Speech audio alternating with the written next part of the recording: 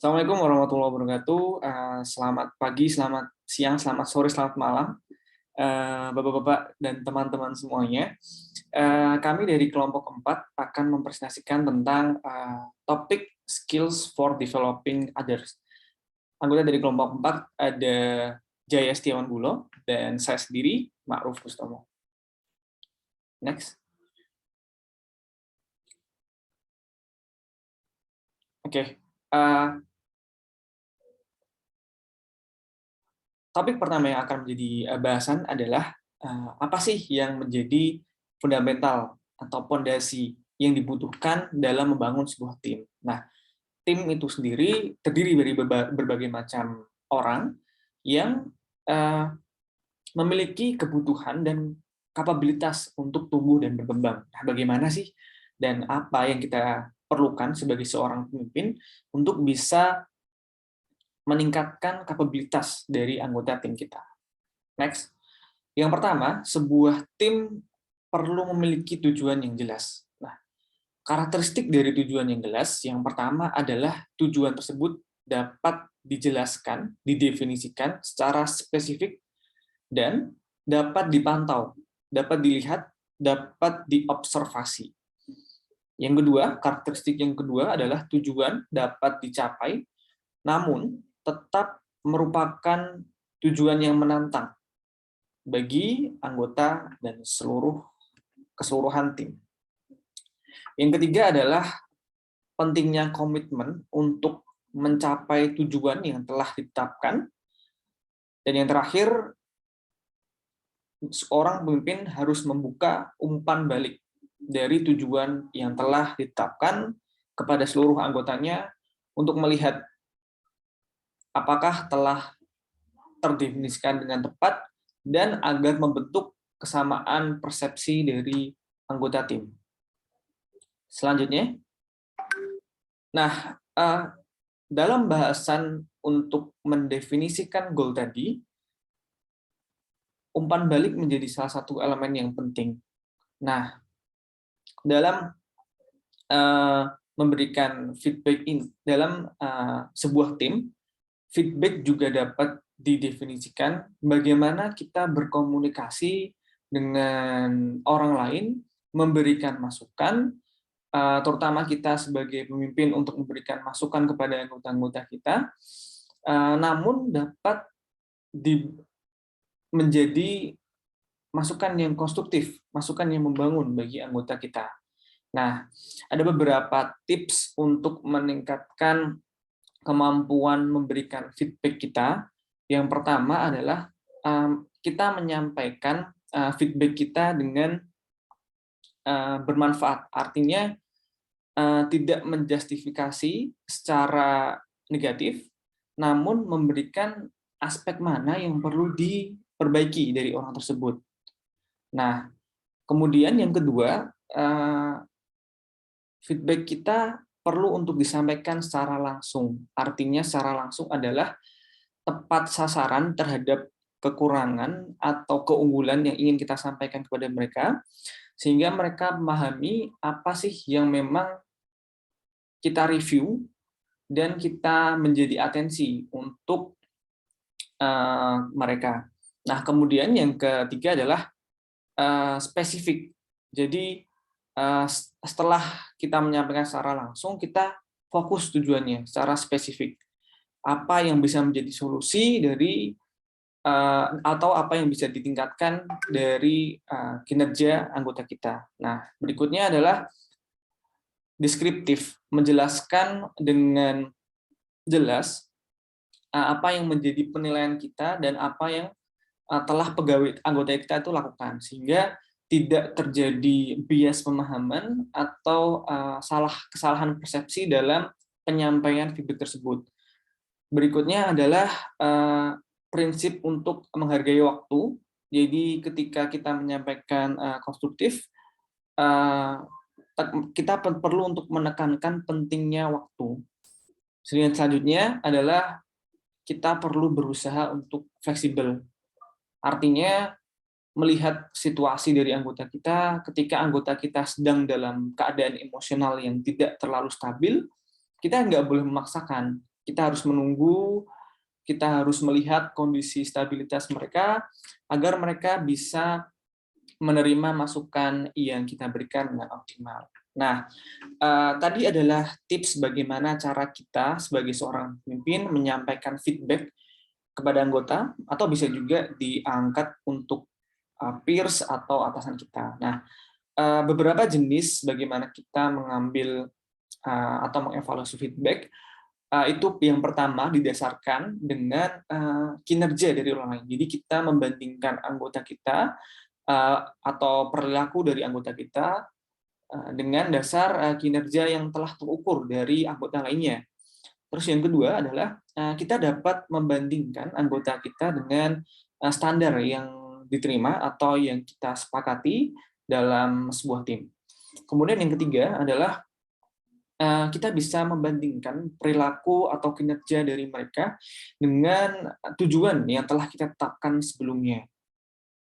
Dan yang terakhir adalah kita bisa melihat perilaku dan kinerja mereka dari apa yang sudah mereka capai sebelumnya. Artinya memang individual, spesifik, dan tidak dibandingkan, dan sifatnya adalah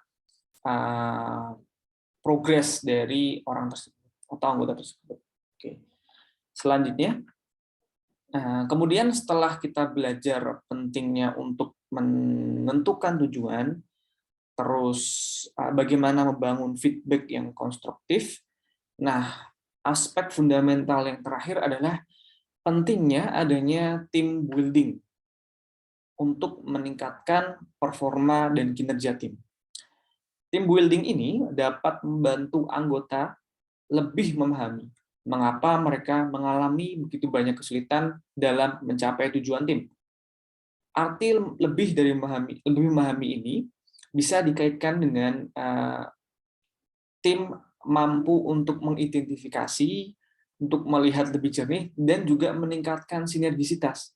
Selain itu juga meningkatkan kapabilitas, sehingga mereka dapat menghadapi obstacle, challenge yang dihadapi dalam tim tersebut. Nah, di sini ada sebuah model bagaimana peran dari individu, kemudian aspek interpersonal, tim dan organization yang berkaitan untuk menekankan pentingnya team building. Nah, dari aspek individual, seorang membutuhkan acceptance atau pengakuan apa yang mereka berikan, kontribusi apa yang mereka bisa lakukan kepada sebuah tim. Nah, ketika seorang individu itu tidak dapat menemukan dari jawaban dari pertanyaan tersebut, maka individu tersebut akan merasa takut atau tidak percaya. Nah, apabila sudah menemukan jawabannya, sudah merasa diterima, maka akan timbul trust di sini. Nah, trust di sini akan menimbulkan atau mendorong aspek interpersonal, yaitu apakah yang kita bawa itu sudah memang betul-betul dibutuhkan dalam grup. Nah, jika pertanyaan ini belum jawab, maka akan ada caution atau polite vacate dari individu tersebut. Nah, jika aspek interpersonal ini sudah bisa diselesaikan oleh individu, kita, maka mereka akan secara aktif dan spontan untuk memberikan umpan balik, artinya terlibat dalam sebuah tim. Jadi ada rasa keterlibatan. Nah, kemudian tahap berikutnya adalah yang ketiga adalah tim. Jadi mereka ketika sudah memahami pentingnya kehadiran mereka, kemudian mereka tahu bahwa mereka berperan dalam tim tersebut. Nah, mereka perspektifnya adalah tujuan tim. Apa nih yang menjadi tujuan dari kita bersama-sama bekerja bersama-sama. Nah, jika tidak ditemukan perspektif untuk bekerja secara tim, maka akan timbul kompetisi dan apatisme. Nah, makanya ketika penentuan strategi itu menjadi betul-betul vital untuk menguatkan atau memberikan kesepahaman visi dari anggota tim. Nah, ketika kesepahaman visi sudah tercapai, maka produktivitas dan kreativitas dari tim itu akan meningkat. Nah, aspek berikutnya adalah ketika perspektif tim telah terbentuk, maka perspektif organisasi yang akan menguat. Artinya, di sini mereka memahami keberadaan bukan hanya tim, tapi juga eksistensi organisasi. Ketika hal ini belum bisa terjawab, maka akan ada aspek dependence atau keacuhan. Nah, di sini ketika pertanyaan bahwa oh ya eksistensi organisasi itu menjadi penting, memahami visi organisasi dengan baik, maka akan timbul sebuah sinergi. Nah, di sini kami juga menjelaskan bagaimana sih cara menyusun program team building yang baik. Nah, yang pertama adalah kita perlu untuk memasukkan program-program yang meningkatkan awareness dari anggota kita, baik untuk awareness intrapersonal atau awareness individual dan sebagainya, bisa menggunakan model figur rasional tadi. Nah, yang kedua adalah kita perlu untuk menggunakan instrumen based feedback. Artinya apa? Artinya kita punya pemetaan yang terukur. Bagaimana sih keadaan dari anggota kita sekarang, dan kemudian kita dengan adanya program team building tersebut bisa mengevaluasi nanti apakah ada peningkatan dari anggota setelah dilaksanakan team building tersebut. Dan yang ketiga adalah kita perlu untuk melibatkan praktisi. Praktisi di sini memang menjadi poin kritikal untuk membangun kepercayaan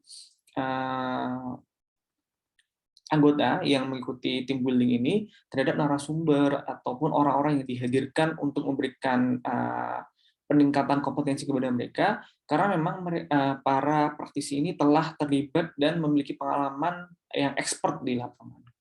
Oke, selanjutnya.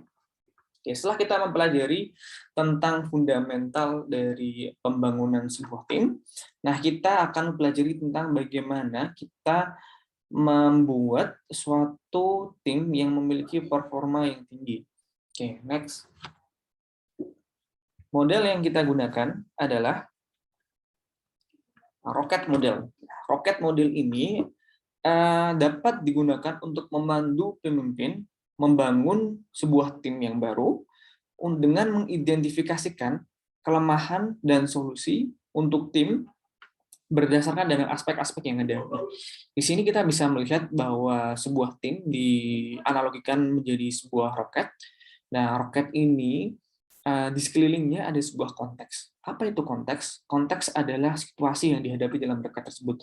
Artinya ketika sebuah roket itu meluncur ke angkasa, akan ada aspek tekanan udara, akan ada aspek keadaan cuaca, aspek ketinggian, aspek lainnya. Jadi yang memang tidak menjadi sebuah kontrol dari tim tersebut. Nah, ini konteksnya adalah what the situation, situasi apa yang dihadapi oleh tim. Bagaimana aspek kaitannya dengan aspek eksternal, ataukah aspek geopolitikal, ataukah aspek internasional, seperti itu ya. Jadi banyak sekali aspek di luar kontrol tim yang memang berasal dari kontrol tim yang kita sebut sebagai konteks. Kemudian aspek-aspek yang perlu dilihat dari seorang pemimpin adalah kita melihatnya di bagian bawah terlebih dahulu. Jadi di sini ada mission dan talent. Jadi untuk mission ini adalah apa sih yang sebenarnya tujuan kita untuk membangun sebuah tim. Yang ingin kita capai itu apa. Jadi mission ini harus didefinisikan terlebih dahulu untuk membangun sebuah tim. Yang kedua adalah talent. Siapa aja sih orang-orangnya, bagaimana kemampuan mereka, apakah mereka punya ikatan kerjasama yang baik dengan seluruh anggota tim, sudah terbangun bonding yang cukup baik. Nah, di sini aspek mission dan talent menjadi aspek fundamental, layer pertama lah untuk diselesaikan oleh pemimpin. Nah, ketika sudah terjawab aspek mission dan talent, maka masuk ke aspek berikutnya, yaitu aspek norma dan aspek buy-in. Nah, norma ini adalah apa peraturan-peraturan atau regulasi yang harus kita penuhi atau SOP yang harus kita lakukan. Jadi pemimpin harus memiliki suatu gambar yang jelas tentang batasan-batasan yang boleh dan tidak boleh, dan bagaimana cara anggota itu melakukan pekerjaan dalam tim. Dan yang kedua adalah buy-in. Buy-in ini apakah seluruh anggota tim sudah memiliki komitmen yang tinggi? Nah, ini ada menjadi layer kedua. Jadi ketika seorang pemimpin melihat misinya sudah jelas, stylenya sudah jelas, normanya juga sudah terbangun dengan baik. Nah, sekarang komitmen nih, komitmen bagaimana anggota itu terlibat dan menyelesaikan seluruh pekerjaan dalam tim, ini juga perlu dilihat oleh pemimpin. Nah, ketika 4 aspek tadi sudah selesai, maka aspek berikutnya adalah power dan moral. Nah, power di sini adalah apakah kita memang memiliki tenaga yang cukup, misalkan dari segi sumber daya pendanaan ataupun dari segi teknologi, apakah memang sudah mengakomodir kebutuhan dari talent-talent yang ada untuk mencapai misi. Kemudian yang kedua adalah moral. Jadi kita bisa menyusun bagaimana misalkan katakanlah sustainable atau berkelanjutan. Jadi menekankan visi sustainable ataupun menjaga aspek-aspek moral lainnya yang tidak hanya berhenti dalam lingkup tim, tapi juga memberikan dampak kepada faktor di sekitarnya. Nah, keenam aspek ini diharapkan bisa menjawab konteks atau situasi yang ada sehingga menghasilkan result yaitu tujuan yang telah ditetapkan. Jadi rocket models ini juga biasa digunakan untuk mengakses bagaimana kondisi sebuah tim. Jika 6 aspek ini di dalam sebuah roket ini tidak bisa menjawab konteks yang ada, bisa jadi resultnya akan tidak optimal. Tapi ketika 6 aspek di sini sudah bisa menjawab kebutuhan konteks yang ada, insya Allah resultnya juga akan maksimal. Oke, selanjutnya akan dijelaskan oleh rekan saya, Jaya Setiawan Gulo. Makasih Mas Gutomo. Selanjutnya delegasi atau pendelegasian. Ya, ini adalah salah satu cara yang sederhana untuk pemimpin yang membebaskan, tanda kutip, membebaskan diri dari tugas-tugas yang memakan waktu. Jadi memberikan kesempatan untuk pengembangan bagi timnya dan meningkatkan jumlah tugas yang diselesaikan oleh tim kerja, ya, kelompok maupun komitenya. Mengapa penting? Ya, karena ini akan membebaskan waktu untuk beberapa aktivitas. Maksudnya kalau satu orang nih, dia harusnya mengerjakan 5 komponen, tapi dengan adanya 5 orang, jadi akan ada satu orang yang mengerjakan. Jadi yang harusnya satu orang mengerjakan 5, dia satu orang mengerjakan 1. Kemudian apa? Bisa mengembangkan timnya, ya, dari segi leadership-nya ataupun kemampuan-kemampuan lainnya. Kemudian ini akan memperkuat organisasi, ya. Tentu saja akan terbentuk satu rasa, ya, rasa kekeluargaan dan saling memiliki antar sama satu lain dan juga saling memiliki instansi sehingga akan menguatkan organisasi, ya. Ini mengapa alasan-alasan untuk beberapa orang, ya, dan juga beberapa organisasi yang mereka itu ingin menolak, ya, suatu delegasi. Yang pertama memang, ya, memakan waktu banyak, ya. Makin banyak orang, makin banyak pula nanti yang dikemukakan idenya dan bisa jadi time consuming. Yang pertama adalah berisiko. Berisiko apa? Tabrakan. Ya, biasanya kalau dalam tim, kayaknya nggak seneng nih. Oh, sini kok telat ya? Ini kerjanya seperti apa ya? Jadi ada timbul rasa tidak suka, marah, kan gitu ya. Satu orang dengan satu orang dengan beberapa orang, atau beberapa orang dengan satu orang, atau bisa jadi beberapa orang dengan beberapa orang. Jadi risikonya besar, ya. Kemudian kerjaannya tidak dilakukan dengan sebagaimananya, ya. Bisa jadi ada yang, ya, tidak bekerja maksimal, ya, mungkin karena ada alasan sakit atau malas dan yang lainnya. Dan biasanya itu, ya, kerjaan biasanya kalau seseorang tidak diberikan, ya, tidak diberikan sesuai dengan apa yang dia suka, yang dia passion, atau tidak suka dengan orang yang tim di situ atau cara kepemimpinannya, biasanya dia tidak mau. Biasanya orang-orang yang senang itu adalah orang yang diberikan pekerjaan yang sesuai dengan hati dia gitu. Nah, kemudian, ya, adanya tim satu orang, dua atau beberapa orang yang wah udah banyak banget kerjaannya. Jadi kalau kita pikir si A ini, si B ini bagus nih, udah kita cemplungin aja. Kalau itu udah dikasih banyak kerjaan, tugas, satu sisi dan itu jadi gimana? Wah, jadi capek kan gitu kan, ya. Dan nggak maksimal gitu. Itu ada beberapa alasannya. Nah, kemudian ini beberapa, ya, prinsip untuk delegasi yang efektif. Pertama, ya, sebenarnya ini akan lebih lengkap 5W tambah 1H. Apa sih yang didelegasiin, kan gitu ya? Kepada siapa sih, ya?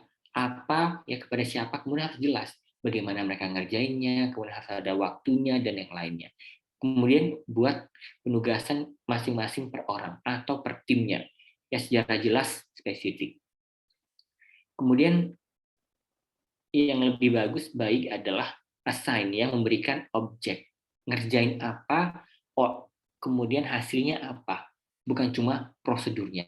Jadi orang akan tahu goalnya apa-apa, tujuannya harus mereka lakukan, ya. Ini allow otonomi, ya. Jadi yuk kita biarkan mereka, berikan kebebasan mereka, ya, kayak mereka itu driving sendiri, ya, tidak terlalu kaku, tapi kita harus tracking, ya, sudah sejauh mana nih progresnya.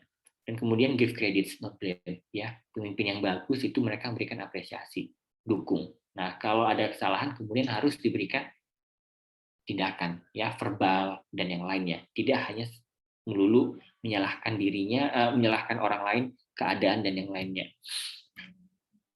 Ya, kemudian coaching, ya. Coaching ini, ya, seorang coach yang baik itu pasti, ya, memberikan timnya itu suatu apresiasi. Apresiasinya adalah bisa memperjelas, oh, karirnya seperti apa sih tahun depan, 5-10 tahun lagi, ya. Kemudian bisa men-tracking, identifikasi dan melakukan prioritas kebutuhan pengembangan apa yang tepat untuk orang-orang, untuk timnya. Kemudian selalu membuat, ya, rencana pengembangannya.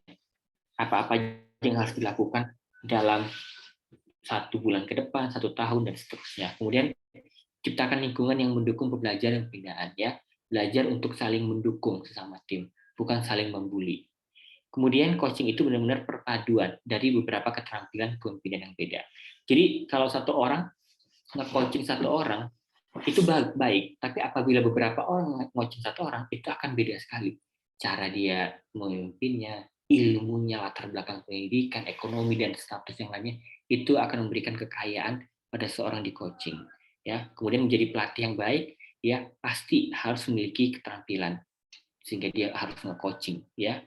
Forging a partnership, ya, ini gimana caranya kita melakukan sinergi ini coachingnya. Pasti dibangun dengan rasa percaya, ya, menghormati. Kemudian akan lebih bagus lagi jika pemimpin itu memiliki kredibilitas yang tinggi, ya. Selanjutnya akan ditentukan langkah-langkah pengembangannya. Contohnya seperti apa?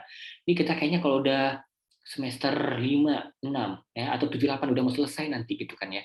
Ya, kita harus membangun hubungan nih. Karena saya mau kerja, ya, sebelum mau bangun bisnis misalnya. Mau kerja, wah, kayaknya daripada nanti pengangguran saya harus ada langkah-langkah antisipasi nih.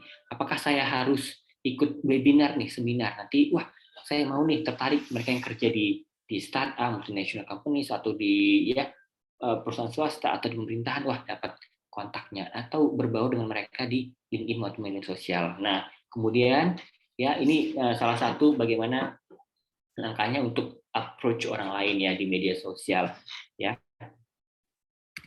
Ya, selanjutnya bagaimana, ya, komitmen tadi, ya, komitmen tadi yang sudah dijelaskan oleh teman saya Gustomo, ini adalah salah satu analisis gaps untuk employee, ya. Goals-nya apa, kemampuannya apa, standarnya, benchmark-nya apa, persepsinya gimana sih? Ya, goal-nya apa? Oh, karir. Kan gitu ya, kemampuannya apa-apa aja. Ya, plus minusnya, strength, weakness-nya apa? Di list. Kemudian apa yang perlu dikembangkan lagi dari strength-nya. Nah, weakness-nya gimana untuk, ya, memperkecilnya, kan gitu ya. Kemudian standarnya ada ekspektasi. Standarnya kita katakanlah dalam berorganisasi, ya, standarnya kita lihat apa? Kita misalnya perusahaan go green misalnya, yang untuk produk-produk, ya, katakanlah yang eco friendly, ya, yang ramah lingkungan, yang mereka itu inklusivitas dalam hal perencanaan dan keuangannya dan segala macamnya. Kita lihat yang sejenis kita. Jadi ada benchmarknya, ya. Jadi harus yang sejenis tuh perusahaannya, atau yang memiliki SOP-nya sejenis. Jadi standar. Jadi kita memiliki perbandingan yang lurus, inline. Kemudian persepsi, ya. Kita sudah melakukan sesuatu nih, ya. Ya, di organisasi atau pribadi, kita harus minta nih perspektif dari bos, atasan kita, teman rekan sejabat, dan juga dari reports dari orang lain misalnya stakeholder. Kemudian, ya, yang langkah untuk selanjutnya bagaimana nge-coaching, pertama growing skill, ya, creating development dan coaching plans, ya. Yang dimaksud di sini creating development adalah kita tadi ya seperti ability yang tadi sebelumnya kita sudah list nih. Kemudian apa aja yang harus kita lakukan? Training kah? Ya, studi ke lapangan kah? Kita langsung praktis, dibuat plan-plannya, kan gitu kan ya. Kemudian dari plan itu coba kita runutkan targetnya berapa lama, sebulan, 2 bulan, atau 6 bulan. Kemudian dilihat progresnya. Jadi ada timelinenya. Nah, kemudian nextnya apa ya? Promoting persistent. Bagaimana ya kita itu membantu ya saling melengkapi antara tim itu, mereka itu stick to the plan ya. Sesuai apa namanya?